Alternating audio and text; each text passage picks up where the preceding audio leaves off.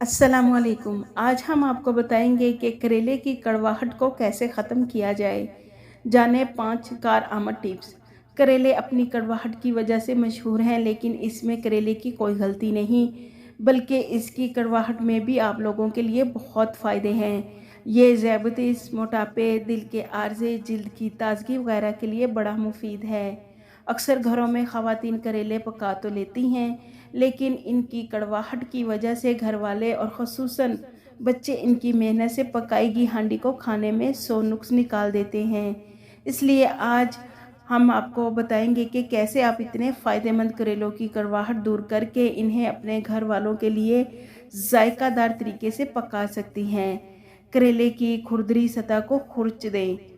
करेले की कड़वाहट कम करने के लिए सबसे पहले तो इसकी ऊपरी खुरदरी सतह को खुरच दें। इस सतह को इतना खुरचें कि वो हमवार हो जाए। बीज निकाल दें।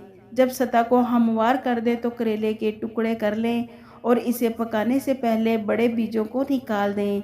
ऐसा करने से कड़वाहट काफ़ी हद तक ख़त्म हो जाएगी। नमक से मदद लें।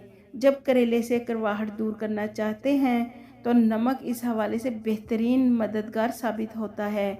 इसके लिए करेलों के टुकड़ों को नमक की अच्छी खासी मिकदार में रगड़ें। इसके बाद बर्तन में डाल दें और पकाने के लिए 20 से 30 मिनट का इंतज़ार करें। अरक निकाल लें। नमक लगाने के बाद करेले का अरक निकालना मत भूलें। इसके बाद नलके के नीचे रख कर पानी खोलें और बेहतर नतीजे के लिए एक बार फिर इसका अरक निकालने की कोशिश करें। दही का इस्तेमाल। करेले से कड़वाहट दूर करने के लिए एक और ज़रिया फीका दही है।